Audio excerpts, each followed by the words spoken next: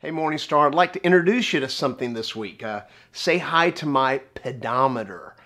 When I wear this thing, it keeps track of how many steps I take each day and how many periods of intense exercise I engage in, like 30 or 45 minutes of running or elliptical machine. And you know what? Compared to all the new stuff out there, the wristwatches and armbands and apps for our smartphones, this guy's old school. I mean, the iFits and Misfits and Fitbits track how long you sleep, how many calories you eat, probably even set off an alarm when you haven't moved from the couch in the last 6 hours.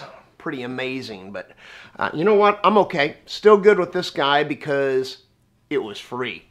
See, my health insurance has this an agreement with a company called Virgin Health Miles, and if I plug this guy into my computer and upload my steps on a regular basis, I can earn points, which can be converted into cold, hard cash. 2 years ago, when I started using it, I hit a home run, hit all 4 of my quarterly goals, earned my $25 a quarter, plus my $50 bonus for hitting all of them in the same year.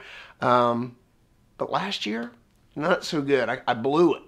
I actually exercised a whole lot more than the year before, but numbskull, either forgot to wear my pedometer or I didn't sync it to the computer at the end of the quarter, and then I ended up only hitting one of my quarterly goals, just a measly $25, no bonus. But this year, I'm committed to blowing it again, blowing it out of the water. I'm going to reach my goal, earn my bonus halfway through every quarter, and it's going to feel great to get that check for $150 next January.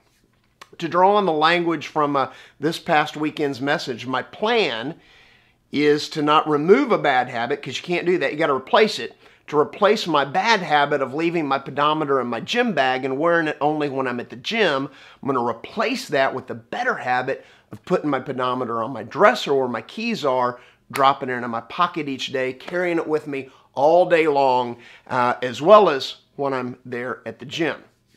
That's one of my goals this year, and that's my plan. Now, my guess is that many of you have gone through this annual goal-setting exercise as well, which is good. Personal development coaches tell us, those of us who sit down, set our goals, write our goals down, and work toward them actually end up growing and achieving a lot more than people who don't. So don't abandon the goal setting. But I want to share some good news with you. Something I read this week, a blog that was passed along by one of our staff. It's good news for all of us who've set goals and not always attained them. For those of us who've blown it, who seem to maybe be stuck in a pattern of taking one step forward, then 2 steps back. Or we make a commitment or resolution, but we end up breaking it within the first couple days. While our goals help us press on, grow, develop, perform, and achieve in life, the good news, friends, is that God loves us as we are right now, not as who we should be or could be if we attained all our goals. Isn't that a great reminder? That God loves us as we are, not as we should be. I mean, that feels like a warm spiritual snuggie on a cold day, right? Okay, bad image. Okay, God's love for you, God's approval of you and commitment to you doesn't ride on your resolve. It rides on God's resolve for you. That's good news. When bad times begin to hit and beat us down, God's devotion to you isn't dependent upon your devotion to God. He always meets our messes with His mercy, our failures with His forgiveness, our guilt with His grace. So I pass along those words, that beautiful truth from God, the truth of His unconditional love and amazing grace, that even when we don't keep our resolutions and perform up to our expectations or others' expectations, or even when we don't perform up to God's expectations, He loves us. Not as we should be, but just as we are. Hey, remember that. Remember that for yourself. Remember that for others, as they may disappoint you or God or themselves.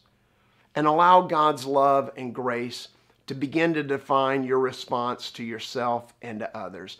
Do that, and that'll be a good step in being the church this week. And listen, I can't wait to be back with you in worship this weekend. God bless you.